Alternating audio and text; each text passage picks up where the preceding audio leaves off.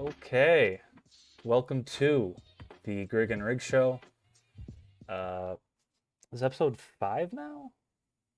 Lost track, man. It speaks to our excellence, our track record of actually recording semi-often now. I know I remember. we've come a long way. We're actually recording like back to back instead of like every other month. I mean, it helps that we're all domestic now. Some of us aren't just travailing around all of Europe for a month. That helps a little bit, right? Yeah, a little bit. I Just wouldn't overdo it. Okay, so I think this episode we're gonna be talking about a little bit of NFL talk, conference championship game kind of recap, with the Chiefs topping the Bengals and the Eagles steamrolling the Niners. Then we're going to be going into some NBA kind of all-star picks, as those are about to be announced on Thursday. And then some more Wolves talk, kind of discussing their actually pretty positive week for once and previewing some matchups. But yeah, let's start with the NFL. Big, what do you? I assume you watched both the games.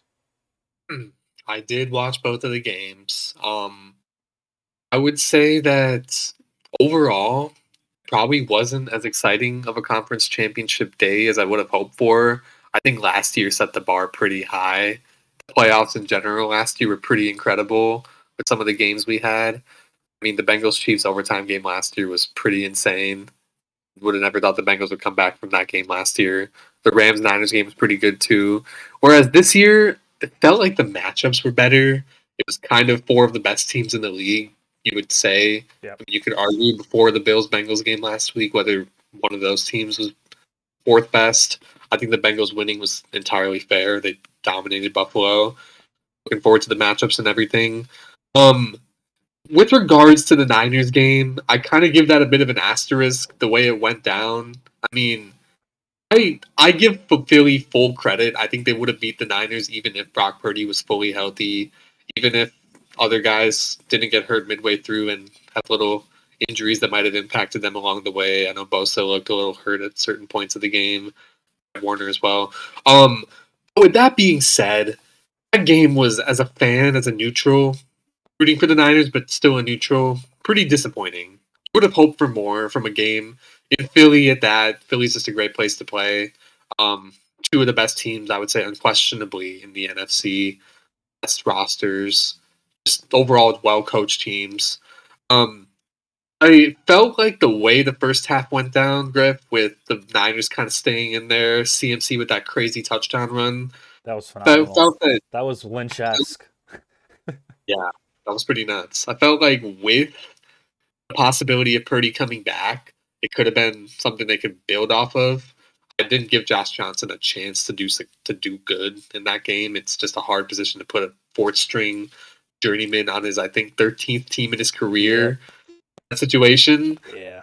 I mean, when he fumbled, Griff, that was, I think, the game right there. When I he fumbled. I think that was the turning point. Yeah, that was because like they were driving. I think to go tie up the game, right? So It was 14-7 when he fumbled. Yeah. yeah. He, Um, yeah. I mean, like I figured the going into the game, the Eagles had a slight advantage because like you just don't know how like Purdy's gonna react like going into like a kind of foreign environment. Like Philadelphia is probably like top 3 hardest places to play. That's up there. As we know very intimately, championship games there do not end well. Yep. But yeah, once he got hurt, it was kind of like, their chances probably dropped to like 10%.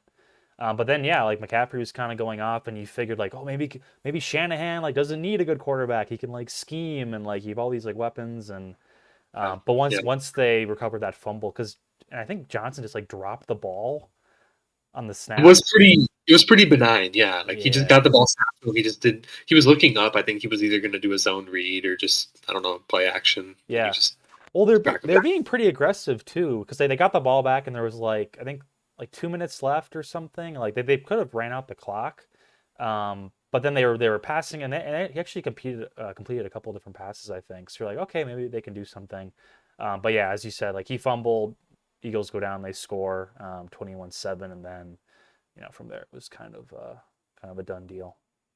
Yeah, the thing with the Eagles. They're not very like guess, flashy to watch. They're just a grinded out, run the ball, very run heavy team who happens to have two of the better outside receivers in the game. Jalen Hurts to throw to, make his life easier. Um, I think just I think the way the game actually went, though, going back just to a broader scope of how weird that game was, the punt hitting the wire, the whole like Devontae Smith drop that wasn't challenged in time, a couple other weird plays in that game that occurred. I felt like the first half went on for like 3 hours. It just took forever for that game to get moving. And then by the time it was 21-7, you figured after that fumble, the Niners would have gotten the ball first next half anyway. If they could have kept it to within a touchdown, it would have been feasible. And then you also realize later that Brock Purdy's injury was much more severe than what we were initially told. I mean, he has a torn UCL. That's like an injury that in baseball people get Tommy John surgery for. Oh, So, jeez. I didn't actually like, see the injury. yeah. So he's out for 6 months now. So that kind of we can talk about this maybe later on a Vikings offseason pod, whether that stokes the fire of a potential trade for the Niners. We'll see what team or player that would involve potentially from our team. I don't want to go that route again now, but Here we go. yeah, here we go. Yeah, dude, it was a weird game overall. Pretty disappointing.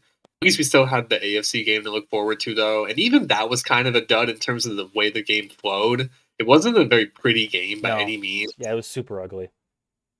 I mean, Mahomes is playing at probably 60%, 65%. It's not quite there. The Bengals were sloppy. Burrow took like 5-6 sacks. Chris Yeah. Jones, he dominated that game. Yeah, absolutely. Which was like underrated. Yeah, and he like his. I think when they sacked him on like the first drive, they said that was his first career playoff sack, which was like the like craziest like stat I've heard in a long time. The second craziest stat from that game, only behind the statistic that Frank Clark is second all time in NFL postseason sacks. I guess he's All played the enough games, right, with Seattle and the Chiefs. I mean, he's in there every year. Yeah, it's just insane to me. He's like a good pass rusher, not like a star by any means. Yet he's getting these records and everything. It's pretty wild. The refs, I think the main theme of those games on general, both games, were just the refs' overall ineptitude. The Niners got called for a bunch of horseshit penalties, I would say, throughout that game, especially in the first half. The one drive that right? Yeah, defensively, exactly. And then the Bengals game, I mean, I'm not going to cry foul over the Mahomes shove out of bounds. I feel terribly for that Bengals player who made that shove. I feel really bad for him. That's a play that he's going to be remembered for forever in terms of defining his career. Yeah. But with that being said, that was a penalty. It was everything else before that. The ticky-tack holding calls, the holding calls on Chiefs linemen that possibly weren't called, the whole bringing back the fourth down to make it third down again, even though nobody could hear the ref blow the play dead. That was incredible. That was completely bizarre. I don't think I've ever seen that in a game before. The fact that that occurred in an AFC Championship game, one of the three biggest games of the year in the league, it's a shame, I would say. And as somebody who was rooting for the Chiefs as well, I just kind of tired of the Bengals discourse all week leading up to the game. They were talking a lot of shit coming up to the game. Burrowhead and I mean, Cincy Mayer calling for a paternity test to see if Joe Burrow is Pat Mahomes' dad. Like, they were taking it too far. They're taking it way too far.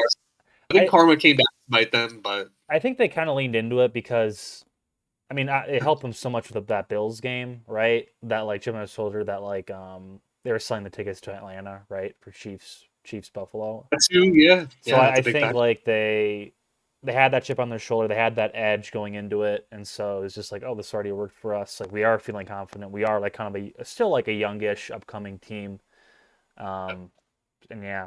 I think it was like, because I think going into the game, a lot of people were taking the Bengals. I think, right? They were kind of honestly most people, yeah. Yeah, they're kind of the sexy pick, and they're like, oh, they have this attitude and they're not afraid. But yeah, I wonder if there's a certain point where like the Chiefs almost felt like slighted because like they were hearing so much smack, and it was like, man, the Chiefs are still like really good. They're at home, like. At home. You were talking about the Eagles being one of the top 3 toughest places to play. I think Arrowhead's right up there. Yeah. It would be the toughest place to play, arguably. So, yeah. Man, I mean, the game was kind of poor flow. I think the refs had part to play in that. Some incredible individual plays. I mean, the Higgins catch, the Jamar fourth down catch. Obviously, Mahomes' second touchdown pass, dude. Oof. I think it might have been his only one. I can't remember. I think it was the second, yeah, because he had one to Kelsey earlier. But that second one to Valdez Scantling, the throw on that was just incredible. Like, I think Mahomes has like 2 or 3 of those moments a game usually, Hmm. but just seeing that in that big of a setting, with considering his circumstances as having the injury he has, that was just eye opening for me. Just seeing that again, and it kind of just makes me just severely question slash laugh at anybody who is suggesting the premise that Joe Burrow could possibly surpass Mahomes if he beat him in this game. Even if Yeah. he wins this game and he goes 4-0 against Pat head to head, that doesn't speak to Pat's general excellence as a quarterback. If So Burrow won this game and he won the Super Bowl and he like won like he was lights out, I think you can open a discourse. I think you still have to favor Mahomes just because he has a much larger body of work. But yeah, it's a little ridiculous. Like I understand like putting Burrow over Allen now, or like at oh least yeah, being a conversation about it. But like I think Mahomes, yeah, he's kind of a different level, and they're different players. Like Holmes scrambles a little bit more; he's a little more unorthodox, while Burrow is kind of like your. And people are like throwing out like Tom Brady comparisons to he plays Burrow. like him. There's a lot of similarities in terms of how they kind of carry themselves on the field. Yeah, man. I mean, it's great to see these great young quarterbacks go at it. I just don't want to, I guess, encourage this narrative that Joe Burrow could possibly surpass Mahomes. I don't think he will, unless he wins like 2 or 3 Super Bowls, which could happen genuinely. But I mean, those rookie contracts are ticking, dude. They're ticking, Chase is coming up. and Burrow's coming up soon. Higgins might be coming up soon. So yeah, I think I saw a tweet. I think Bengals have like they had like 10 players or something going to free agency. So they're gonna have a lot of trouble, I think, re-signing. yeah, Thing with the NFL, man, like you think your window for like championship contention is like super long, and then it's like all of a sudden, like if Bro gets hurt for a year, and then you can't retain a key player, and it's gone. So you really got to take advantage of it. I think NFL might be maybe the short, like in terms of sports, probably like the smallest championship windows you get because there's so much roster turnover that's happening. American sports, yeah, I'd agree. I Yeah. think that kind of speaks to the Niners' general excellence that they've been so consistently great these years, even without a stable quarterback situation. Hmm. Pretty incredible what they've actually been able to do. Like, that team is loaded. That team is absolutely loaded. Yeah. The Eagles too. They're lucky that they have a rookie deal quarterback right now as well. We'll see what happens when they eventually have to pay Jalen. I don't want to say Jalen's a system quarterback. Kind of is to an extent. He's improved a lot over the last 2 years, Yeah. but I think it'd be a little fits unfair to call him a system quarterback.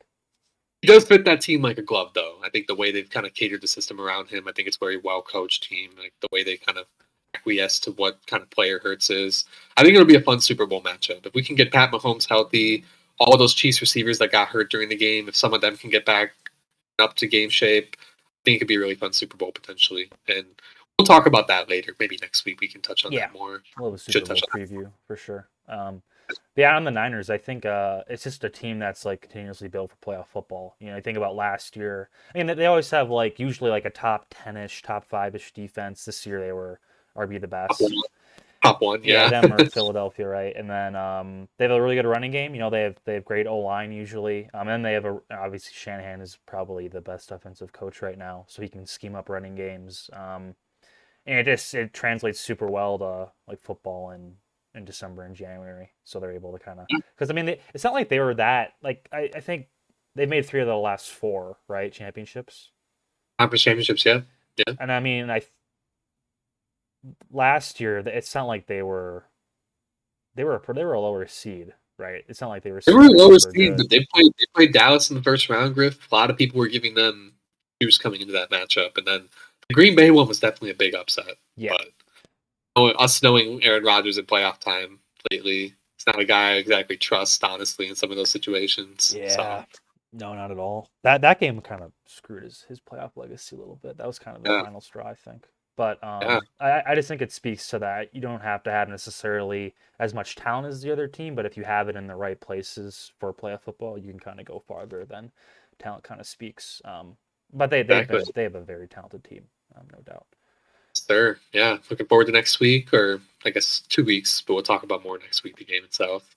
Real quick, one last NFL thing before we shift to the next topic of conversation. Seeing that Sean Payton deal, it's pretty fascinating. Yeah. First and second, Denver's getting him now. He's gonna have to rehabilitate Russ. Mr. Unlimited. He's gonna put Russ under the table, try to yeah, fix him back up. I don't know. It's they gave a first and a second. I think they got a third back, but I think I was trying to think of like other deals. Didn't Belichick when he went to the Patriots, wasn't that like a first round pick? I don't remember. That was like 25 years ago. I think it was Cleveland if it would have been. I know he was on Cleveland before. But Yeah. But I think it was some podcast they were saying that there was a precedent of like teams that have acquired like head coaches using like first round picks. They've actually turned out pretty well.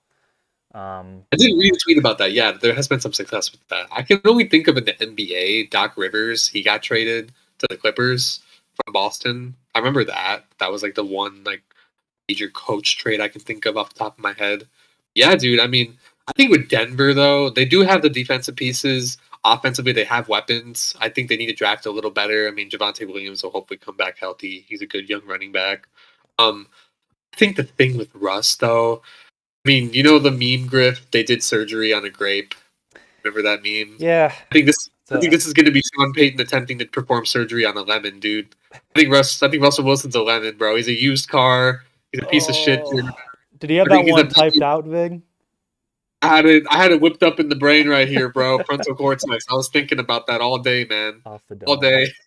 I um, I think I don't know if he can rehabilitate him. I don't know if he can rehabilitate Russ. I don't know if he's beyond rehabilitation or not. I don't know what your thoughts I are on think he'll that, but bounce back. I mean, you know, hard major not to. It's major that bad. yeah, that's true. It's hard to like picture him being worse. And as we talked about at the Wolves pod, I think anytime you have a major player who's been in an organization a very long time, and that first year they're traded, it's not always like a very smooth process. And Hackett was, I mean, debatably not really a great coach either. So He's yeah, on Jets now too. That'll be funny. yeah, of course, the Jets got him. Aaron Rodgers Yep, I eventually. know. There's the Aaron Rodgers buzz. That's Reunion. I saw a report that the Packers actually don't want him back either. So I think it'd be good for It's him. gonna happen. I'm like fully prepared for that to happen. It'd be a And perfect man, fit. off season buzz has already started. It's not even the end of the year officially, and we've already got this bombshell to drop today. More to come. So Yeah, it'd be fun. NFL off season's getting really entertaining in recent years. So looking forward to seeing what happens. But yeah, yeah. Me too. Yeah. Let's. So, you want to step over to the Wolves, or do you want to go All Star reserves, or what are you feeling? yeah, I think we should start with the Wolves because I think speaking of All Star, we can kind of segue some of our Ant talk that we should talk him more about him about. We didn't really touch on him enough. I feel like last week in our pod, we can kind of transition into how maybe or maybe not why he should be an All Star. You know, I think it's definitely worth the question worth asking now. You and I probably didn't think this about 4 or 5 weeks ago, but his play this past month, I think it's reached a point where we have to talk about it. So, Okay, make the case because he's has a lot of competition between Booker and Kawhi and even like an Aaron Gordon kind of type, Paul George. I think Um, it's the other guards too. I mean, there's like Ja who's going to make it for sure. well, Dame will yeah, probably I make it. mean, they're gonna Yeah, make it already. I'm just saying, like the last like two win, right? That's who he's gonna you compete with. guys, yeah. Yeah, dude. I think considering just the narrative, I think the broader national narrative around Timberwolves right now, and probably for this whole season, it's always been viewed through the specter of the Gobert trade. That's been the only thing people can think about and fixate upon.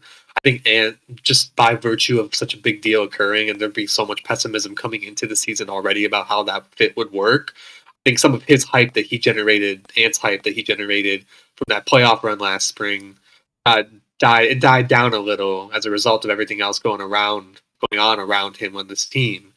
Not to mention his little off-season stuff with the homophobic comments. That might have Yeah, done a little bit of a number on him too. that's been That's kind really of swept under the rug too a little bit, and I think like on the court, righteously so. But yeah, that was definitely a huge controversy going in because I that don't was think it his. helped. It didn't It help didn't him. help him at Yeah, all, and that was really like the first instance where he had really any negative PR.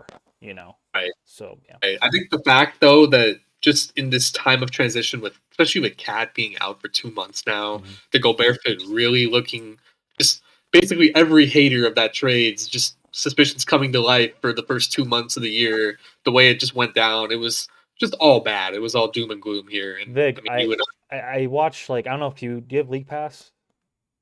You do. You got to fill me in on how the League Pass Well, experience is, bro. it's Uh, it's nice, but I often when I watch Wolves games, I watch the opposing like Opposing feed. yeah the Yeah. opposing feed, and I can literally every single game they post like the Rudy Gobert trade. It's like the first thing they talk about. It's that giant graphic of like everything we sent, and every time I see it, it's just like it's a little bit more Just sad. slaps you in the face. It slaps you in It the face every is. time. It's It's like we actually unbelievable.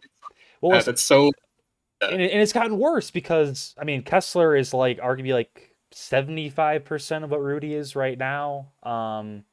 He's at Might a be an overstatement with how Rudy's recently played, but yes, go on. Yeah, the way but it's yeah, been. he's been good, and like maybe he'll fall off, but he's been really good. And then like with Beasley and Vanderbilt potentially getting traded for like first round picks, I mean it's just like oh my god, this haul keeps on getting larger and larger.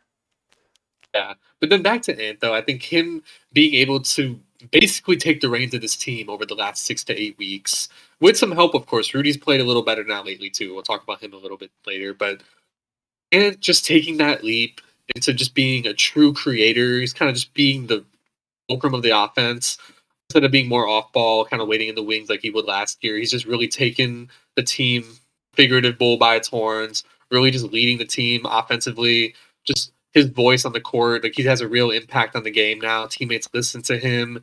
He's putting up insane numbers this month of January, where a month where we finished tied for the best record in the NBA for that month, 11-4. He carried us along that way. We are a playoff team, maybe not as of today. We're a play-in team because of our loss yesterday, but Yep. as of 24 hours ago, we were the 5 seed. That's bound to fluctuate over the next few weeks. We were decidedly not in that position a few weeks ago. We were kind of teetering around like 10 to 12 range. He has brought us back to within direct playoff position. Arguably, I mean, not even arguably. I think last year, this time of the year, we have a better record now than we did last year. We were like 26-26, I think, this time last year. We're better this year. We're closer to the 4 seed and 3 seed than this year than we were last year. Yep. We're still right there in the thick of things. I don't see why the Timberwolves can't have a single All-Star representative from this team, considering that our one representative is a guy who has so thoroughly dominated our team. Like he's been so good for our team. He is just I think he's done more than guys like Anthony Davis hasn't played enough games, in my opinion, to warrant legitimate consideration. Same with load management Clippers over there, those two load management bros, PG and Kawhi. Booker's missed a bunch of games too. Ant has played every single game this year. And He's most putting up the minutes in the numbers. NBA too. Yep, yep. I think he has a great case for All Star candidacy, and I think his direct level of play that he's just risen up to, it's been an improvement. Is the thing he hasn't been doing this all year. He started it off slow, which I think hurts his case, but the way he's made up for it the last few weeks and in this past month, he deserves some credit. And as we were talking about earlier, some point last week, All Star Game is a mid-season award for the most part. We should reward the players who've played the most games, who've had the best in-season performances so far up until this point. Just try not to reward reputation or legacy in situations such as this. So we have all pro awards for, just give that guy his flowers. He deserves it. He's 21 years old. He's leading a team into the thick of playoff contention, not single-handedly, but the amount of impact he has on our team right now, it's lending a lot of credence to the point that Ant can be a player who can lead a truly winning team on the road. And I don't know what else to say about that. Yeah, I mean he's been really fantastic, like you said, the last like 2 months, honestly. I feel like he's almost gotten better and better. I mean, I think he's had 5 30-point games in a row now on like good efficiency as well and tough shots. Like you said, like he's getting double teamed, he's getting triple teamed at the end of games. But he's getting better, getting the ball out of his hand. I don't know if his turnovers are necessarily down, but like it seems like he's handling like the kind of blitz a little bit better. And I think we should give some credit to like D'Lo, Anderson. Really, like all the starters have played very, very well in January. That like starting five, I think, has like it's like a +7 rating. I think this month, like they've been very, very good. Since December, Griff, D'Lo's been a 50-40-90 guy for 2 months now. Mm-hmm. That's not a small sample size. So we got to give him credit too. I mean, I think and being able to transition into that more on-ball offensive leader has helped D'Lo unlock a part of his game that he didn't have for the first part of the year, which has directly benefited from or as a result of him being more of an off-ball guy. Like, I don't think he's a true number one. I think he's on as in like point guard positionally. I don't think he's true positional one. I think he's more of like a combo guard. Well, D'Lo He's playing. says he is too, right? He's like, I'm not a point guard, I'm a combo guard. You know, it's like, He's literally okay, said it before. That's all we need to hear. So. Yeah, man, I mean, you make good points about how, guys like Jaden, who've just been really good two-way players. Offensively, Jaden's unlocked a new level. Slow-mo and his connection with Rudy, just kind of finding him for those passes. That's the one thing I want to see Ant improve on maybe by the end of the year. It's kind of feeding Rudy a little better. There are some opportunities where Ant can throw a lob up there, but he has not been that good with the lob pass this year. We've seen not countless, but quite a few examples over the past few weeks of Ant just not quite having that connection with Rudy on the lob game, or even the pick and roll game, feeding in the pocket pass. He's not quite there yet. Can make some really good passes though. He has made some incredible passes, some driving kicks. So got that in him. Honestly, I look at Ant as just a puppy, dude. Like puppies, they grow so quickly. He's had to learn so much in such a short span of time. He's still only 21 years old. He's learning so much on the fly by just kind of taking the reins of an offense for 2 whole months now. I think you give him a year in this situation, it'll be kind of complicated or enhanced by Cat's return. That'll be really interesting to see. Who knows? Who knows what levels he can reach, man? yeah, I think it's super exciting. And I think yeah. his like you said, his playmaking, like he has and I think that's where he needs to improve the most. Besides like off ball defense, is his playmaking. Like he'll make some bad passes and he turns the ball over, and like his vision in general, isn't great, especially like to Rudy. But he does have like he has like 3 to 4 passes a game where you're like, oh, that was a really, really good pass. Case in point, last night, that tying pass to McDaniels for that 3, that was a phenomenal pass. I mean, it was like reach around, like throwing back up to the top of the key. So he's just developed a ton. And yeah, I mean, it just speaks like I don't know where this team would be if Ant was even playing like last year. You know, if he was just averaging like Jazz would be in the Wembanyama sweepstakes if Ant wasn't playing like this. We uh, would. That's what it would be. like not even hurt if he was just playing like 20 points a game or whatever. We wouldn't be nearly where we are right now. Yeah, absolutely. So yeah, it's just really a testament to him. And yeah, I think like next year, I think he could average 30 points. I mean, I don't know Awesome. what he's averaging for January, but it's probably like 27. And I Yeah. think he just needs to. You can kind of see the game slowing down for him a little bit. But I think like Fact. once he knows how to navigate the double teams a little bit more, and he gets to the line more, which is like I think we can complain about the refs, but he also needs to know how to like kind of like almost flop more too, and kind of like draw those fouls a little bit better. So imposing and big when he drives down to the cup that he just doesn't have that instinct of just kind of flopping. I think selling it quite well Yeah. yet. I think once he gets his conversion rate up, he's been a little bit in on and off with free throw shooting in terms of percentages here. Hmm. Once he gets his like attempts at the line up, his percentage up a bit, continues whatever he's doing right now. Yeah, I think 30 points is a very reasonable expectation for him. Yeah, I don't think there's any reason why he can't get there. I mean, it will be interesting with Cat coming back though, because his usage is probably going to go down a little bit. So I Yeah, wonder I if don't. he averages like 25, maybe 24 when Cat's back. But if D'Lo's gone by next year, obviously that will go back up. So See, what I'm hoping for, Griff, is that if we had to like parse out what percentage of whose usage rate would go down with Cat coming back, I would hope that D'Lo's usage rate go down by a higher percentage than what Ant's usage rate will go down by, just off of the virtue of D'Lo being more of that again off-ball threat, and not needing to really take the reins of the offense as much. Although I know there will be situations where he will, of course, but should, of course, I think, depending on how Ant gets defended. But yeah, dude, I just don't know how it's. Yeah, I don't know how it's going to work. I think the beauty of having a guy like Cat who has his shooting ability and his versatility offensively, bringing him back into the fray, is that with how Ant's been creatively and with some of his passing, like driving and kicking, and just creativity he's kind of unlocked on the offensive side of things while leading the offense. I think that could free up Cat, a guy who is definitely a better shooter than the majority of the other options who Ant's kicking out to, like a Noel or some other guy, like even Slomo, as good as he's been he'd be by shooting. far the best, right? I mean, Yeah, yeah. Yeah, it would just enhance, I think, our overall offense in that regard. And I think, real quick, going back to some defensive things with Ant, Mhm. I'm going to say his off ball defense has improved a little bit only because he's getting more rebounds. I think that's a big part of off ball defense. The team in general, I think, is committed a little better to defensive rebounding. I think he's been a big culprit of that. He's getting like 7, 8 a game now, it seems like, which Mhm. is really high compared to what we saw last year from him, started this year as well, which directly makes up for Cat not being there. I mean, Rudy's going to get his for the most part.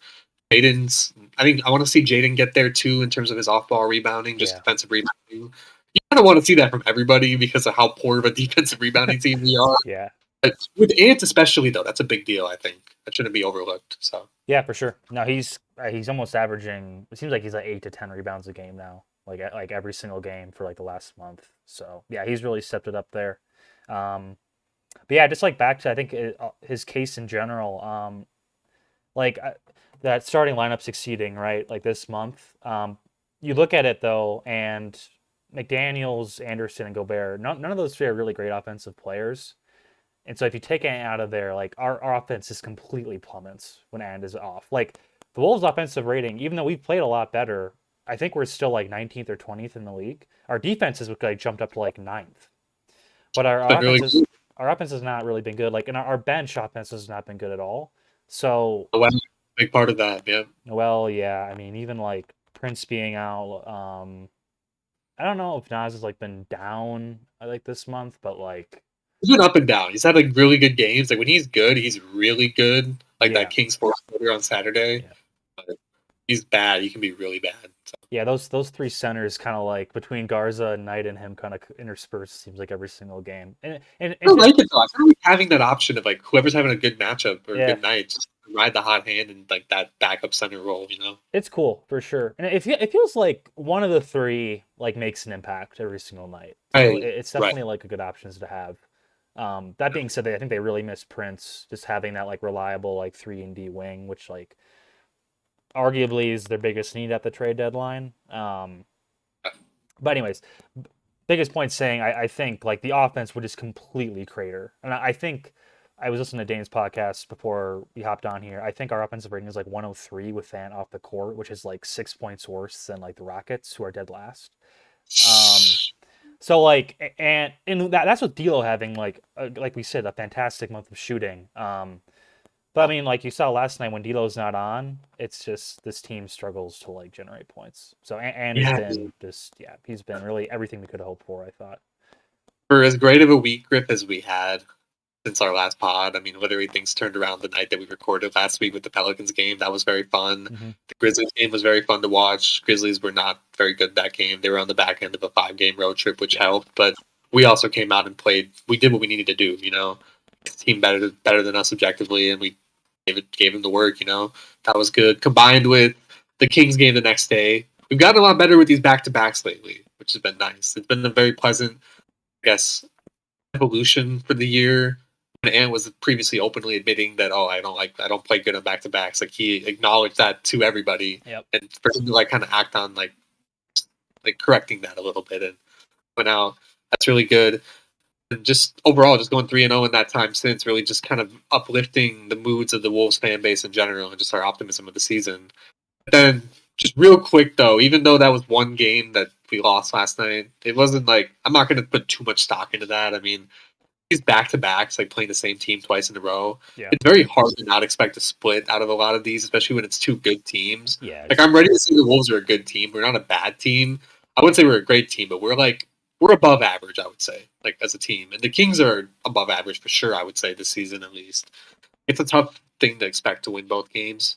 But tying back into what you just said about how D'Lo, just how bad of a night he had, and how our offense kind of cratered because of that performance, it doesn't help either when since Cat's out, teams can just double and sometimes even triple in on the drive and just devote so much defensive attention towards him, knowing that none of our other guys besides D'Lo can really create a ton of offense on their own.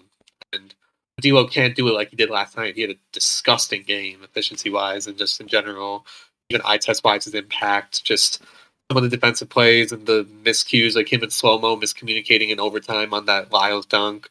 Like those can be really infuriating, and it doesn't bring down the optimism that I've gained from this past week at all. But I think just again tying everything back into the Ant situation and how he has evolved and this team has evolved definitely speaks to how D'Lo can definitely be a very important player for us as well, just on the basis of and kind of putting us in a position where trading him would not benefit us really at this point because of how good of a shooter he is, and No, we're getting back a guy of equal caliber. we need the That's, scoring. That's the thing. Like we're struggling to score. A lot of our, I mean, last night especially, a lot of our offense stuff in iso ball too. And so when we're not moving the ball well, which Sheila doesn't really help. But at the same time, like when he's hot, like he's like, yeah, he's pretty spectacular to watch. Yeah, I think last night was definitely like a very winnable game. I mean, I remember when D'Lo missed like 3 free throws in a row. That was like, oh my god, it's gonna be one of free those throws in games. general were frustrating. Yeah, I don't. We I were was like telling you, 50%, yeah, like 11 for 22 or something. We had like yeah. 3 techs. We had like 18 turnovers. Like we played a really, really sloppy game, and like we got to overtime. Because I think defensively that was one of our better games of the season. Even though We're so good. the Kings like they missed some bunnies, but I thought Gobert was like amazing. Like they couldn't hit anything inside the paint, and He's so valuable. We're kind of realizing that now. We'll mhm. talk a little bit about the impact of him. I think just because of how you kind of it's hard to see with a guy like Gobert because he's not a really good eye test guy in terms of watching him and seeing like, oh, that's how valuable he is. He's worth 35 million upon watching him. It's just his presence down there, which immediately deters the majority of people driving to the cup from like even putting up a shot, thereby just generating more looks outside that we're therefore we're not helping sagging in towards Rudy anymore like we were at many points earlier in the year. We're kind of just staying at home, guarding those perimeter guys, forcing difficult shots, more low percentage shots. And as a result, we're ninth in defensive efficiency now. You were saying defensive rating, like Yeah, we're that's ninth. I think that's a good correlation to Rudy being back for the last couple of weeks, staying healthy, really making an impact, And I think offensively, there's kind of an interesting connection with him where I feel like when Rudy gets fed and emphasized a bit more offensively, it almost amplifies his defensive impact on the other end, going back up to four, it seems like, where you have guys like Slow-Mo who've now built a good relationship with Rudy. Even D'Lo, I think, has improved a little bit with Rudy. He's made some nice passes to Rudy in the last few games.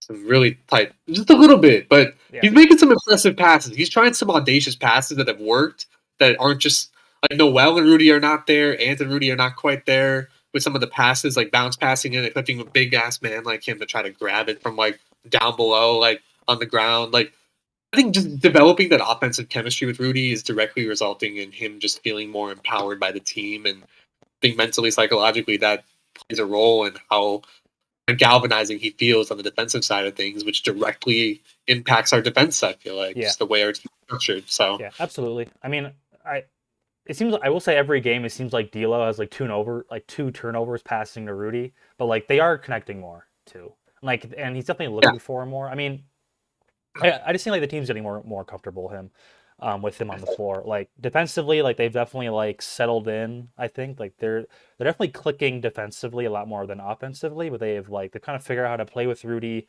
They're like slowly figuring out on the offensive end, and then like you were saying, I mean, and this is Finch's like whole philosophy, right? Is when like players touch the ball on offense, like they're included on the offense, that you're just gonna play harder. Like you're more engaged in the game in general. Um, yeah, and he's just been like really, really good defensively the last like week. And you really, really notice it too, because like when Nas checks in, and then they just immediately like start going at him, and Nas can't rebound. He's like yeah, he blocks some shots sometimes, but he just like obviously he's a huge step down.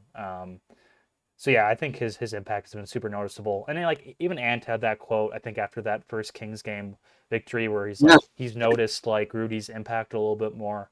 Um, Good. He's opening his eyes. That's good. The team is opening their eyes. It's not just him. Like, it takes time to like welcome a guy of this stature into your team who's like just brand new.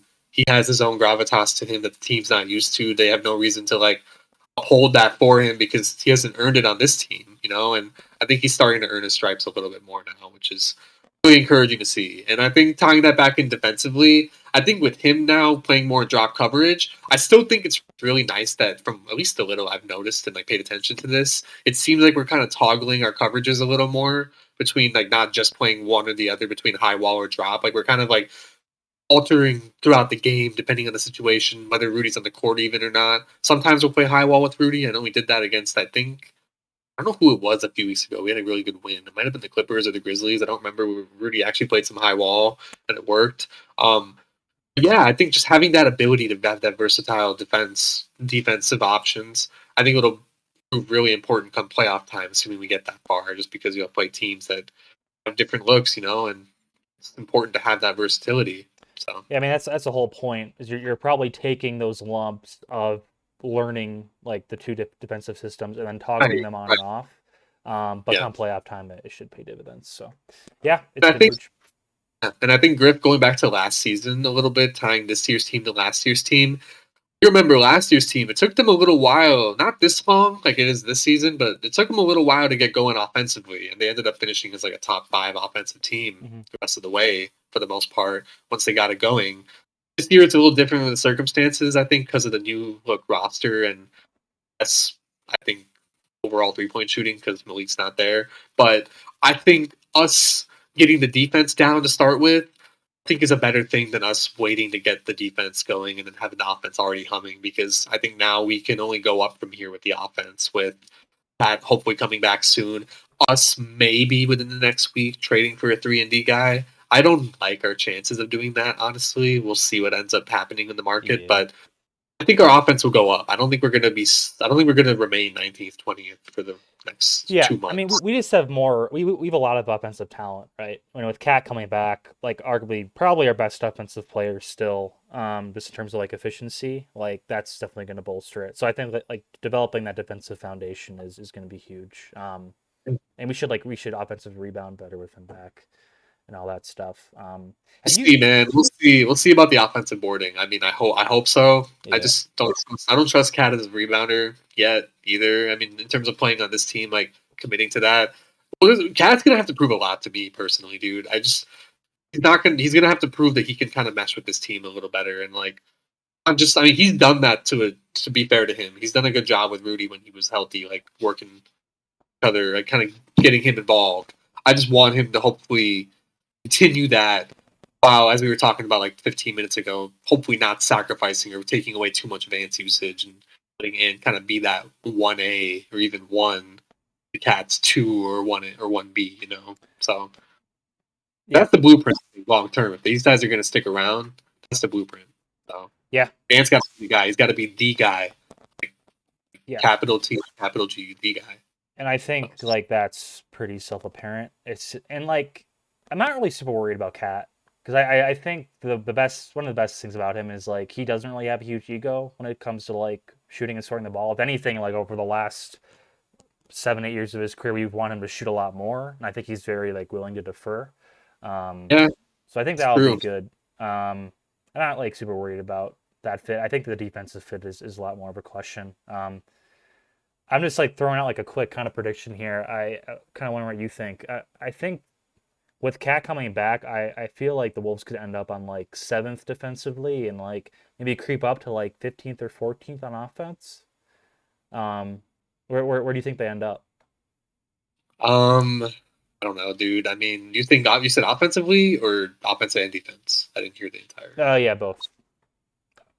Defense, I think will be top 12. I think we'll stay around that. I think we've kind of established the blueprint that we can continue this and sustain this for the next 2 months. Even with Cat coming back, I don't think he's going to play enough games to like outright take that like statistically for us. Yeah, Offensively, offensively, I'm kind of leaning like 15 to 12 as our ceiling. I don't know if we'll get to a top 10 offense by end of the year.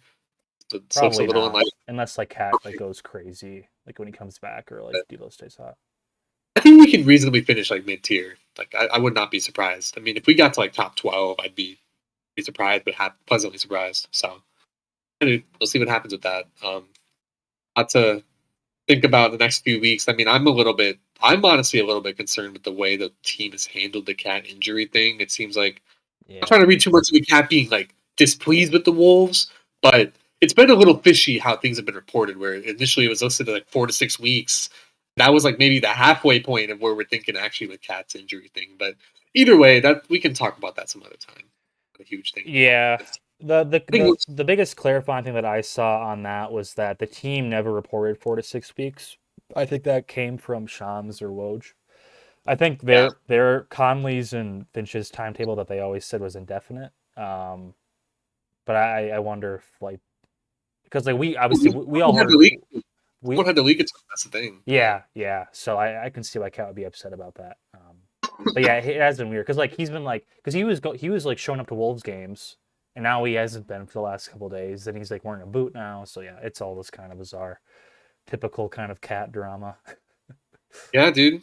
But in general, though, I think just tying a bow on Wolves talk for a bit. I think overall good week. I mean, really good week from when we recorded our kind of doom and gloom podcast. I mean, I'm glad you included the snippets of me kind of just freaking out to an extent over that Wolves game. That was very fun to watch, looking back and experience live recording this with you guys during that game. I mean, that was a good turning point game. I mean, I know the Pels aren't doing very good right now, but still, I mean, they're a tough team to play at on the road. I mean, they're right in the thick of things. I think they'll easily make the playoffs. I'd be shocked if they missed it. Um, yeah, man, I think just a lot of optimism growing from this past week. Huge game tomorrow night against the Warriors. Friend and I are actually going to that game, so that'll be a lot of fun. I think. Hopefully, be one of these days we can do a Grigg and Rig live pod. Oh my god. Come back to Oh, Minnesota, go to a game maybe. That would oh, be legendary. Walking back through the skyways, recording our live reaction to a hopefully not blowing a 30-point playoff lead. oh my goodness. That'd be Moons so are much still fun. I moons like are still fresh, dude. Yeah, having the fans like chime in and stuff. It'd be just like it's that like live from New York, like the New York street is it Street Talk? side talk, Side Talk, yeah. side talk, man. They're doing their thing, but yeah, Minnesota yeah, Side Talk. that would be crazy. I think we definitely get the ball rolling on that, and we generate views. I think we maybe get on Hella to views. we get on to Care 11. We get on to WCCO.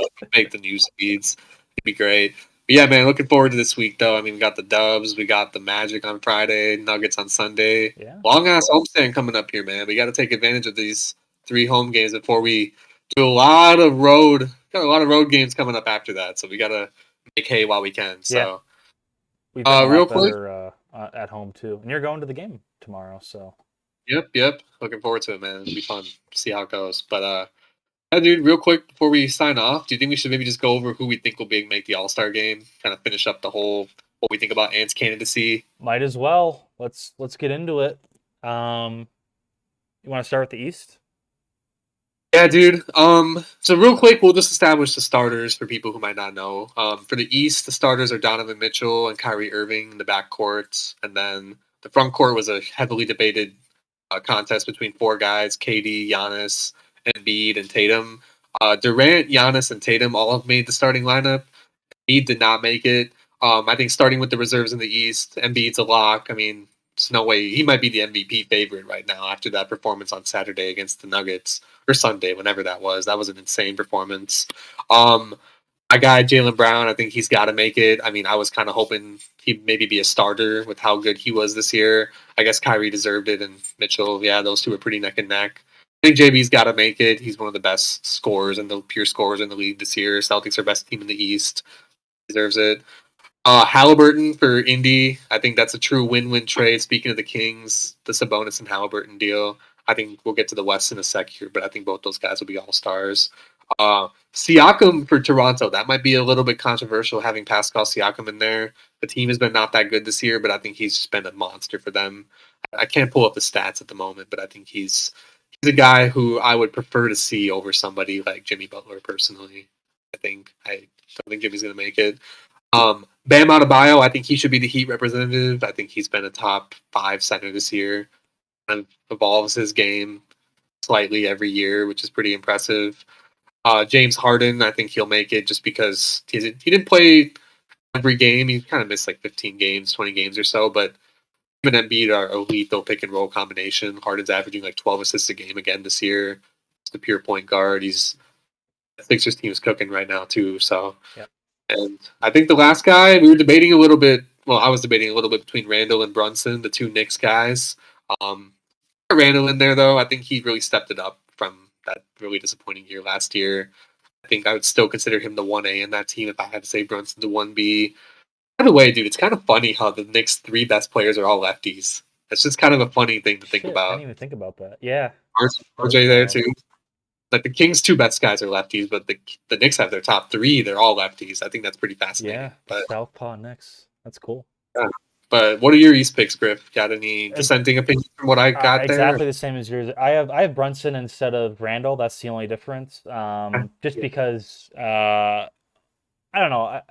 Honestly, probably just the newness factor. Like I think I've watched like one Knicks game, like the entire year. I So didn't like watch any either. yeah, Yeah, I'm not. This isn't like really super serious, incredible. Yeah. but I just think like I usually value high point guard play or just high guard play over forward play just because you create your own shot, and he's been I think the biggest difference maker. And the Knicks have been like super hot and cold, but I think right now they're like a couple games over 500, and they're doing pretty Like well. Randall, he was making Randall was. I watched a bit of the Celtics game on Thursday that they beat them in OT, or maybe not OT, but they beat him. Randall was making some crazy shots. He's really improved his 3 point game, and he's kind of like become a nice ISO scorer. Like I didn't think he had that in him from like when he was still a pretty good player 2 3 years ago. I think him kind of getting back to that All NBA form from 2 years ago. I think that's the reason. I think partially using a little bit of like prior like just excellence with this, seeing him kind of return back to those previous heights. Yeah, My justification. Brunson's been incredible though. He's actually proving to be a value for that contract, which I did not think would be the case. So I know. I mean, good. When everyone was Um, flaming the Knicks when they got Brunson, it's kind of they're kind of laughing now a little bit. yeah, truly. All right, let's move on to the conference that matters the most to us, the Western Conference. It's been a very tight conference in the standings, and I think these All Star selections are no different in terms of tightness. Um, Starters, real quick, we got Luka Doncic, Stephen Curry in the backcourt. Looks like Bron, of course, Bron's got to start. He's been a demon all year. Zion, I was a little bit surprised Zion started, honestly, just because he's missed so many games, but he's been incredible for that team when he's healthy. I mean, they were like top 2 seed for a while with him in there, so I get it. Obviously, two-time reigning MVP Nikola Jokic. That makes sense. He should be starting deservedly so. Shocking. Um, I'll start with you, Griff. Who do you think is going to make it from the West? Well, I think Alexander, Coulter Alexander is going to be in there from OKC. I actually would probably have him starting over Curry in the West. I think he's I been. would have hoped for that too, dude. Yeah, yeah, that I, would have been really nice. Steph missed a lot of games. well, Curry was just going to make it off the fan vote because Yeah, that's like yeah. 50% for starters, I think. So Fifty yeah, it's 50 50. for starters. Okay, that makes sense. That makes Yeah. sense. So, Okay. but I think he's just been. I mean, he's played way more games and he's been really phenomenal. And the Thunder are Yeah, like a game under 500, which is they're arguably the biggest surprise of the league besides maybe Indiana. these two. So yeah, I have him, Jaw, as well. It's kind of an obvious pick. I think his playmaking has taken like a huge leap this year. He's averaging, I want to say 8 or 9 assists now, and he's just been really good. The Grizzlies are second in the West. I think that's pretty straightforward. Sabonis, I have Sabonis and Fox actually. I have the two Kings. Sabonis has been like absolutely amazing. I think a lot of advanced like offensive metrics and even like impact metrics has him as like a top 10 player in the league this year. Mike Brown has like completely like reorganized the offense around like dribble handoff with Sabonis and Herter and like Sabonis and Fox. And then yeah, speaking of Fox, he's like leading the league in clutch scoring. I thought he was Yeah, really good in both the Wolves games. Better he in was the pretty second bad. one. Yeah, he was bad for 3 quarters in the first one, but he turned it on. As you said, clutch scoring. I mean, Yeah. most of the fourth quarter he was on fire. So yeah, I think that's fair. Yeah, he's having a career year. And when he wants to, he's actually pretty good defensively too. He gets some steals, and he's just really fun to watch. Obviously, one of the quickest players in the league. Markkanen, yeah, I mean probably most improved player, front runner, but he's just been outstanding. Um, do you think? I think Randall and Markkanen are probably the most surprising like MIPs in the last like 5 years. But Markkanen was like out of nowhere. Like that was just completely insane for him being in the league for like 4 years and going to the Jazz, and he's putting up like prime Dirk like efficiency numbers. So it's pretty I insane. think didn't Oladipo win a MIP? He was in Maybe, Indiana. but It was surprising for me to an extent, just because I didn't think he'd actually like unlock that hype he had coming into that year. I mean, yeah. into his career. I mean, for draft class 2, getting drafted number 2, I didn't think he'd be a great guy. I mean, he didn't. I mean, the injuries kind of tanked his career, but I think I agree though. Randall Markkanen very surprising. MIP. Yeah. It's, Yeah, Oladipo's carved out a little niche in Miami, so he's been good. But then two spots left. It's I have Lillard, and then it's kind of a cluster. there's Davis, there's Booker, there's Paul George, there's Kawhi, and there's Edwards. And I'm, homer pick, but I'm probably gonna go with Edwards as we've kind of made our case already. Like Oh, let's fucking he's go, played the dude. most Come on now. he's We played the have to. most minutes in the league, and I just I think And you, yeah, yep. for All But Star like specifically, I think games played does matter. And uh, when you've played like a third to like double the minutes, it's just like, and he's been like as good or just as good. I think he's still like underrated, like how hot he's been recently. really And like is. we are But biased because we watch every game, so like we know how good he's been. But yeah, I just have him like he has better numbers than Paul George. Kawhi's missed too many games. Davis missed too many games. And I think him and Booker is like a kind of a toss up for me. I could see the argument for both, but I mean Booker hasn't played in like a long ass time. So yeah, I'm gonna go with Edwards. I mean, dude. I mean, you and I have the same picks. I think for the most part in the West. Yeah, I got Sabonis, Dame, Ja, GA. The Grigg and Rig Freaking hive mind. yeah, we're so different, dude. Like We we just are. have. I don't know how we're doing a pod together. Like we just can never agree on anything. Like it's pretty bad, bro. I think we need like a mediator to get. We're like the opposite of undisputed. Just like same Yeah. takes on everything. Who would you be? Would you be Skip or Shannon? I think I'd be Shannon. I think you'd be I Skip. can't be Skip. I'm like the exact opposite of I can't be Skip. Skip either, though, dude. I'm not. I feel like I have Shannon's energy. I think Shannon's got the energy compared to Skip. I agree that But you would be a better fit for Shannon than I would. But I think Skip is like his own like beast, man. He's like that's true. None of us could hold a candle to what Skip would I could be. be Yeah, maybe like a Nick Wright, maybe, like in that kind of mold, Patrick Mahomes stand. LeBron Stan, Mahomes stand. Yeah. Yeah. Yeah, Yeah. dude. Just real quick though, with the All Star picks, I mean, I agree with the first six you mentioned. Unanimously, I think they should make it. I think actually no, the Aaron Fox is a little bit less unanimous for me. I think Yeah. initially I was kind of thinking between like it'd be him versus Ant for that final spot. Um, I think the case that you laid out with the four guys you mentioned on the bubble with Ant, those guys haven't played enough games, I think, to warrant that justification. The Clippers, you could argue PG might have the most impact out of those four guys this season in terms of games played and what they've meant to their team. But as we laid out a very thorough and compelling case just a half hour ago about Ant, I think that not just because we're homers, I think that should truly win out when viewing through the lens of who's the most deserving player of an award or a spot for what you did for the first 55 games of the season, as opposed to what you are as a player in general. Like if you've had a very, very hot 3-4 months, but you also have that level of just that aura to you. Like you're not just some random guy who had a heater for 3-4 months. Like you are a star. I think Ant has entered the star conversation. He's going to be a superstar, in my opinion, in 2 years if he keeps this up the way he's improved. I think you got to reward that, and I think he should be rewarded duly as such. Even though I honestly, you and I don't think. I think we both agree on this. We don't have much faith that it's actually going to transpire that way with Ant. No, I think the last three spots, I think Booker is going to make it, and it's probably going to be between Fox, Aaron Gordon, and Ant probably for the last spot. I think Fox is probably most people have him over Ant, just because of the record, which I think is a little. I mean, yeah, especially this year where like everyone is like so close and like, oh, the Wolves are like the 8 seed and the Kings are the 3 seed. It's like the Wolves are like 2 games like back in the loss column to the Kings.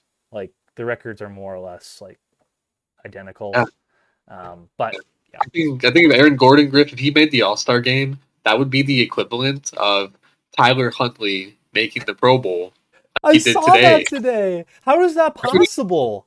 I couldn't believe it, dude. I, Was I there was no AFC legitimately quarterbacks?